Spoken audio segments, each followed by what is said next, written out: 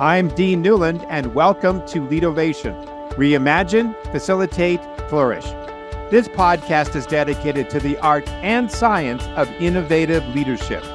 Through insightful interviews with industry experts, I bring you cutting-edge strategies and experiences of innovative leadership, helping you think differently, act strategically, and achieve remarkable results.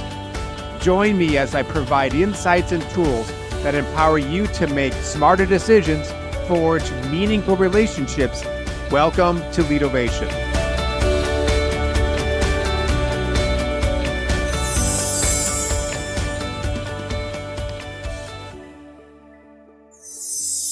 How do you know when you're ready to serve on a board? A lot of executives assume decades of success in the C-suite automatically qualifies them for a corporate seat. But as my guest today explains, what got you here won't get you there. Keith Dorsey, author of The Boardroom Journey, reveals why board readiness is less about an impressive resume and more about making the shift from operator to governance leader, what he calls moving from unconsciously competent executive to consciously competent board professional. In this conversation, Keith and I dig into what nominating committees are really looking for, how to align your purpose with the mission of the companies you serve, and why you need to start planning for board service earlier than you think, even as early as your 20s. We also explore the impact of AI on boards, the dangers of rubber stamp governance, and how to balance breadth and depth of expertise so you become the kind of corporate athlete every board wants. So if you've ever wondered how to earn your seat at the table, this episode is for you. This interview goes live November 11th at 9 a.m. Pacific Standard Time. Keith, it's great to have you on the show. I want to start off with a question that I think a lot of people who are executives want to know, which is, how does a person know that they're board ready? Meaning, I now have the background, the skills, the resume that says, yep, somebody wants what I have. How do I know that? And what does that look like? It's a great question, Dean. First of all, thank you for having me on your show. And I'm excited to be here. It comes down to many executives think they're ready because they are simply an exceptional executive. They believe the prerequisite for being on the board is that they have been an executive for 1 or 2 decades, and they have been outstanding. They have made incredible things happen. And because of that, the natural progression from there would be to be on a corporate board, a private or a public corporate board. That's what many executives think. And you have millions of those executives out there, but only a very small few actually get appointed to a board. And those that are truly ready are those that can make that switch from being an unconsciously competent executive to intentionally being a consciously competent governance individual. And so what got you here may not get you there. And you really have to make that internal switch from being that operator, from being that C-suite executive to truly being a governance professional. And the saying that you often hear is noses in, fingers out. They already have the board that you are seeking to be on already has an executive team, a management team, a CEO, and all the direct reports. They don't need another C fill in the blank O. They need a person that's going to help give them guidance, provide oversight, provide connections via their social capital. So the direct answer to your question is they are ready when they are able to make that switch. On the board side, let's say I'm the nominating committee chair and I'm looking to fill a position. I've had conversations with those people before, and I've noticed that there are some people who want to be on boards that really are just trying to improve their resume. and it doesn't feel like their heart and their soul is in what the mission of the company is all about. Is that important? Do we need people's hearts as well as their minds to be involved in the company? Is it okay that I want to just be on a board because it's going to boost my resume? Talk about how a nominating committee, what do they look for, and relate it to the mission of the organization. Yeah. They're looking for people that can add value. And sometimes you could be in it for yourself as a board member, aspiring board member, and still add value. But they are really seeking to peel the onion back to find people that are in it for the right reasons. And sometimes it takes the aspiring board member a bit of time to reflect on why they want to be a board member to begin with. And I challenge people, that's where the first place you start. You start with asking yourself, why? Why do I want to be a board member? And then move to what brings me joy, and then focus your energy around seeking boards that would bring you joy, industries and different things like that. And then really uncovering for yourself, when I am good, why am I good? When I fail, why do I fail? And begin to understand what your secret sauce is and what your superpowers are, and what type of board will best utilize those. Because quite honestly, Dean, I get asked questions from time to time. Keith, can you just help me find a paid board? I don't care if it's private. I don't care if it's public. I don't care what industry it is. I just want a board that can pay me. And you're competing against other exceptional executives who may have found their sweet spot where they truly would be happy. It brings them joy, and they have a lot of value to offer because of their secret sauce and superpowers. And you're competing with them when you're just hoping to get that board because you want a paid job post career, and that's not going to get you on that board. The prerequisite is that you are an exceptional executive. You have to bring something beyond that. Those are table stakes. That's good. So I've got people that I think would be excellent board members for any number of nonprofit organizations, but they're just so busy. They have so much going on to run their own businesses, their own companies, that, they haven't begun the slow disengagement process towards retirement in order to be able to be on board. So are you finding that most boards are of a certain age that would probably look more like, hey, we're beginning to retire, and because of that, we're missing a younger voice? Or am I wrong in my perception that a lot of boards actually do have younger voices, and they just somehow found out a way to balance their real job versus their board job? It varies. You have different types of seasons for people to want to join boards. You have boards seeking different people at different levels. Some boards will say, find me a sitting CXO. Find me a retired CXO. And fill in the blank of XO. It varies. And most people start to look for boards at a late stage of their career, and oftentimes too late, like 2 to 3 months before they retire or 6 months after they retire. They're saying, I'm thinking the next stage for me should be boards. You do have a lot of sitting executives who are serving on boards. Most of them, while they are still an executive, will only serve on 1 or 2 private or public corporate boards because they have a day job. And the average board requires about 250 hours a year of activity and work.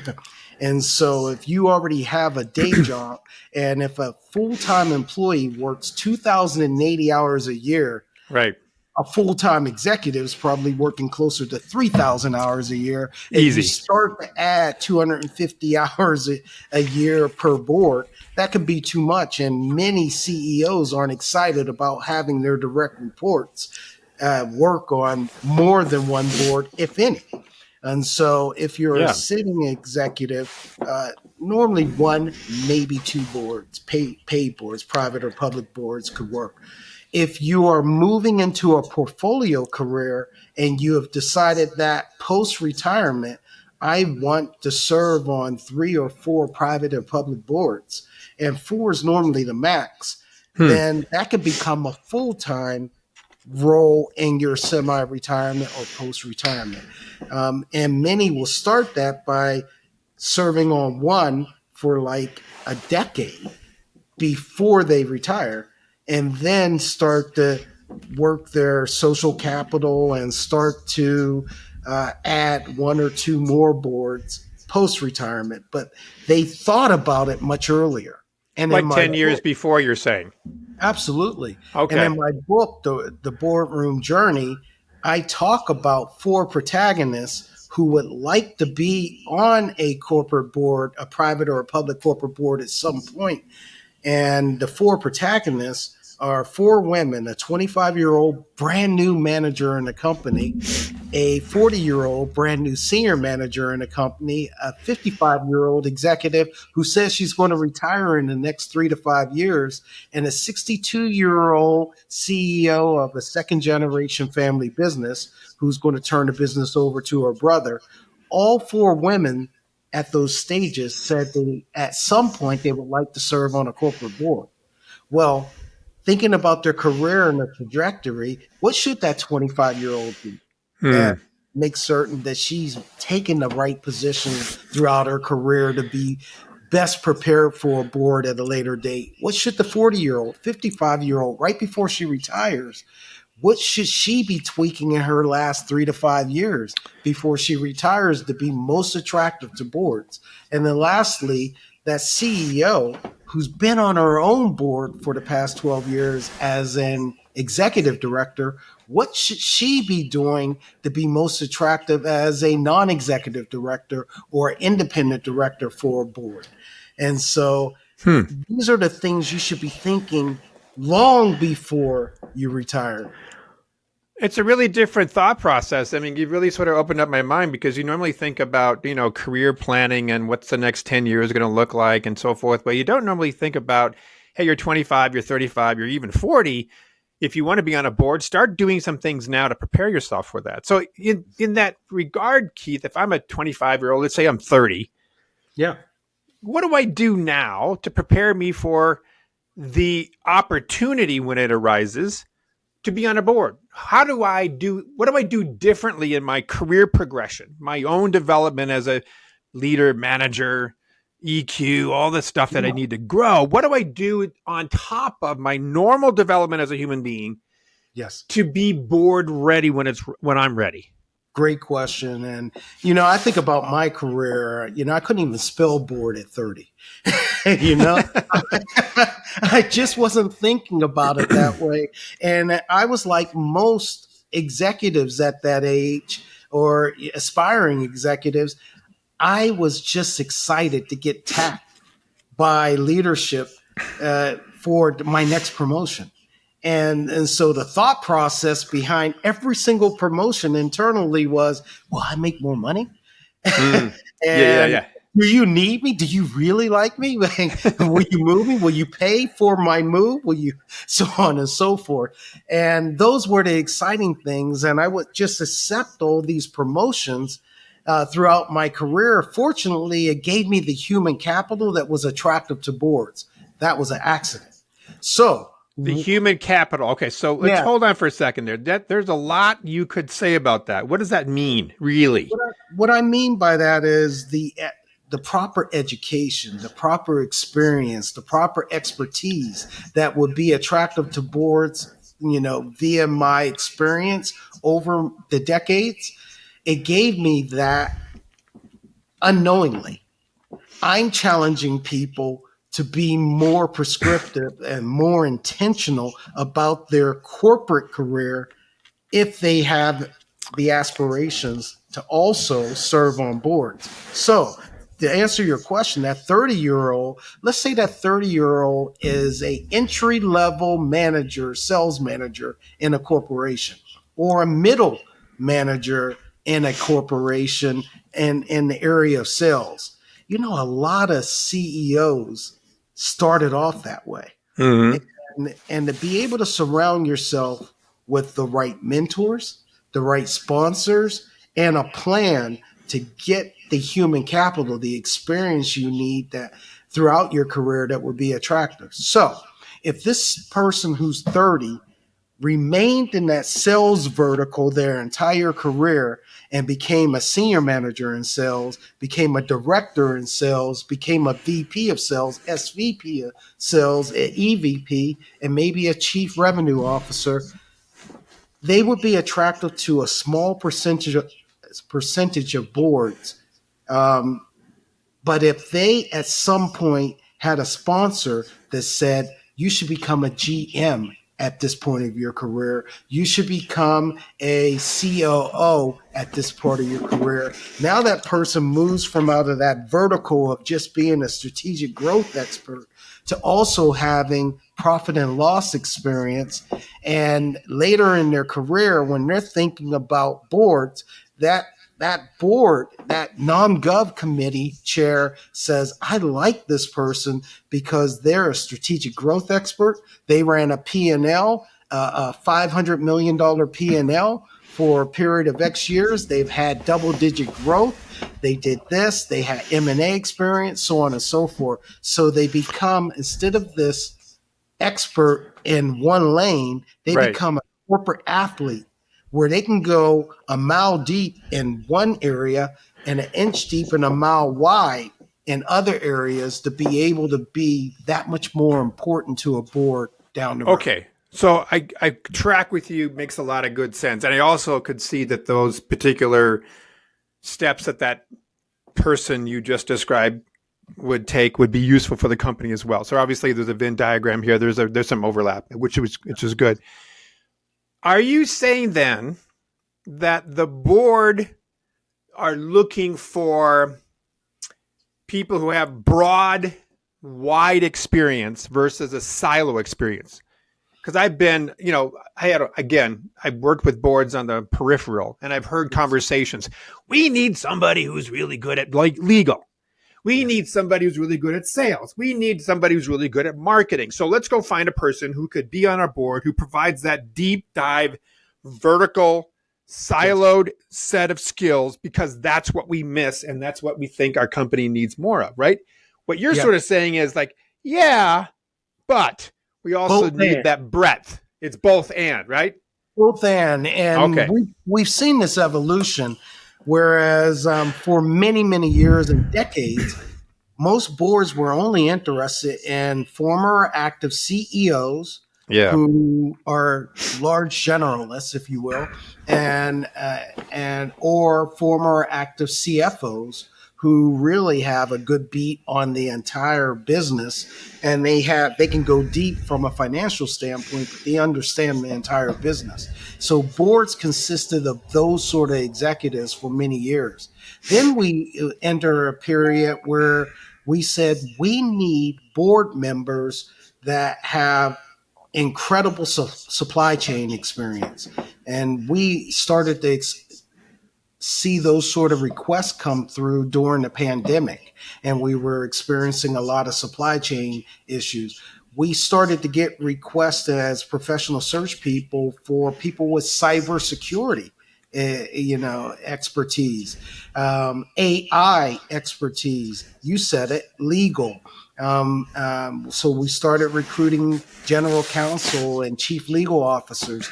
We started recruiting chief people officers and CHROs, chief human resource officers, because of the talent issues that we were dealing with. What we uncovered over the last couple of years is we got to be careful not to have one trick ponies on the board. So someone can go way deep in a certain area, but really couldn't contribute to the other conversations throughout that represented 75% of the other conversations. If they couldn't have contribute, they weren't good board members. And so it's good to be able to go deep in an assigned area, but also understand the other components of business to be able to add value. You don't need to speak up and participate as a board member in every single board conversation. That doesn't work. But you also need to have the business acumen as a corporate athlete to at least contribute, ask the right questions, but be able to go deep maybe in your one or two functional areas. So it's both and, Dean. Understood. You mentioned AI. Let's dig into that for a second. Yesterday, Wall Street Journal, today it's September 30th, 2025. CEO of that largest employer of our entire country said AI is going to change every single job. How will AI change the role of a board member? Oh, many ways. Just when you think about it from a talent standpoint, you think about it from a competition standpoint, and just the way we do business altogether. It's a new era. It's we're moving from horse and buggy to Ford Motor Company. And all those people that were in the horse and buggy business lost their job to a certain degree, or a large percentage of them. They had to be retrained to do business a different way. And I think that's what AI is doing at this point. It's not going to eliminate every job, but what it will do is require people that are in certain roles to do things a little differently via AI, ask questions differently via AI to be able to keep up, to be able to move to move the needle at the speed of business, and that's what AI is doing right now. It's going to require board members to ask different sort of questions to keep up. Do we have to have AI experts on the board? There are many schools of thought regarding that. Some boards will bring on one person that has a tremendous amount of AI experience, and that gives the permission to the other 8 board members to kind of just take a back seat on AI and say, Mary is our AI expert. Now you got one individual speaking for the entire board. That may not be the right thing. What many consultants are telling boards to do right now is that every board member should develop an aptitude for AI. You may have someone that can go deeper, but everyone should be able to understand AI, use AI themselves to understand the value of it. But don't just have an expert that you can acquiesce all your other responsibilities and say that's the person. So hopefully that answers your question. No, it's a good answer. I like it a lot. But it makes me also think about who's wagging the tail in that situation between a board and an executive team. So if you've got running the business team, right, but how do you make sure that line is honored? Because you've got some very smart, sometimes much more seasoned people on a board than you do the executive team, especially if it's a new team, younger people. You've got maybe internationally known board members who are rock stars, and in fact might even make your business stationery look good because of the fact that they're so well known. Yes, I would assume from a respect issue, you might lean in the direction of these rock stars if they're on your board. Yes. At the same time, you're still running the show. So how do you, as if you're the CEO, that sometimes is the nexus between these two different bodies, your team and the board in which you are being evaluated against. How does that CEO protect that line? Well, the CEO has a business to run, and the board should respect that. The CEO, he or she, is doing the things that they need to do to run their business and to mitigate risk and to focus on their strategy and to make certain that it's all done via the funnel of their values and their culture. That's the CEO's role. The board's role is to ask questions to make certain that the things that are around the corner, that as board members, we've been there, we walked a mile in their shoes. We're not going to tell them how to do it, but we may ask questions to get the CEO and his or her management team to just think about things from a different perspective. Because sometimes we can be in our own, with our own tunnel vision, and there's only one way to do something. And a good board will ask challenging questions to not say, get you to say, I got you, or to try to let them know that they haven't done things correctly, but to ask questions to widen their aperture a little bit, to say, is that the only way? Are there other things that we should be considering? Have you thought about these risks or unintended consequences? And that's what a good board would do. And the saying is, just by asking the question, change ensues. And Yeah, so totally. Yeah, right on. I agree with you 100%. But let's say that the CEO has a rubber stamp board. He or she, they do their quarterly reports. You know, the ELT stands up and gives the out their history reports for, yeah, what's that?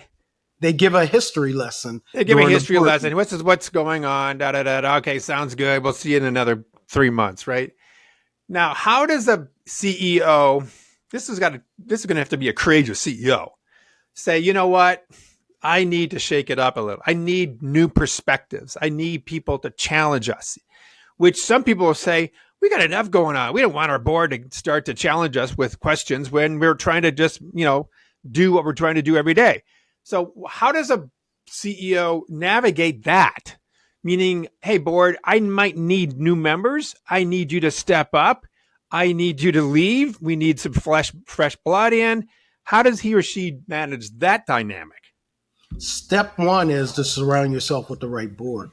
And so, But what if you don't? What if you had inherited a board? You yeah, just were brought in. Somebody was let go. You've been brought in from an external, right? National search. Now you're the CEO. The first thing you go is like, oh my gosh, my board is rubber stamped. They're dysfunctional. yeah, That that was the happens. culture. You know that happens. Yeah, if that was the culture of the board, the first thing that new CEO should do is meet up with the chair of the non-gov committee, and in meeting up with the chair of the non-gov committee, ask, when was the last time you evaluated your board members? When was the last time you done the skills matrix? How up to date is your skills matrix? What things are we monitoring and measuring from a skills matrix? Have you ever really dove into the board's competencies, the board members' competencies and what they bring to the table? And a good consultant will look at the board and analyze, okay, these are the functional skill sets on the board. And that's the top 10% of that iceberg that you can see above the surface are all those functional skills. The bottom 9%, 90% below the surface, I would say, are their competencies. When you start to think about their behavioral traits, how they work together and what they bring to the table and different things like that, those are the competencies. And when you begin to look at your board holistically, what's above the surface and what's below the surface, and you then think about your strategy, where are we headed in the next 5 years? And when we look at our board members' skill sets and competencies, where do we have a redundancy of those? And where do we have gaps when it comes to working towards our strategy? And so a new CEO and a good CEO and chair of the board and chair of the non-gov committee will then say, let's bring in a consultant to actually have these conversations, do a peer-to-peer assessment, do a self-assessment, and do a board assessment while analyzing the skill sets and competencies, and then do something with the data. Oh, really? Some will do those things and say, check, check, and check. Yes. Yeah. Next board meeting. And then, but to really do something with the data and begin to refresh your board with the right skill sets and competencies that are aligned with your strategy. And without an outside consultant, it's really difficult for that board to do that, because your old friends. You Yeah, right. even Your need buddies. your spouses. Right. And so it's hard to say you no longer add value. But when you bring in someone from the outside and they take you through that entire process, many people will disengage themselves. They say, you know what? I'm no longer a good fit. Yeah. And that consultant can say, that is correct. And then that consultant can say, you don't need another CXO. You need a person that can bring this to the table and go a mile deep here and an inch deep and a mile wide here. You need this corporate athlete that can help you because you don't have anyone on your board that can help you mitigate your risk in these areas that you're going to encounter as you go towards the strategy. So I said a lot right there, No, Dean. it's good. So last question, shifting the perspective, board to CEO, because that's one of the big things that boards do is they hire, fire, evaluate their CEO. What are three things that boards should be doing when it comes to evaluating their CEO? Well, one is you should always, I don't care if that CEO has a 90% acceptance, you should always have a CEO succession plan. And a good CEO and a confident CEO would be leading that process because you never know when that CEO can bump their head. You never know when I've never heard it described that way, Keith. Oops, I bumped my head. Exactly. And so a good board has a strong CEO succession plan in place. And that's something that they're always doing. But should we have annual meetings with our CEO to evaluate them against competencies? Of course, KPIs and metrics and EBITDA and all the other things that are important within the business. But in terms of the leadership of that CEO, that's got to be the other side of the ledger as well. I'm assuming that they have to find a way in which to assess how well that CEO is doing with their team, with their community, et cetera. And every board should end their board meeting with an executive session where they excuse the CEO, who's often a voting member, and they have a conversation. How are things going? What else would we like to see from the CEO that we're not getting? And I've seen executive sessions where they have all this dialogue, but never share what came from out of the executive session with the CEO. If you catch them doing things right, tell them. Yeah. If you catch them, you find things that they need to tweak, tell them. Don't just have the session to check the box, but to have the session and share the great news and share the things that should be done a little differently as well.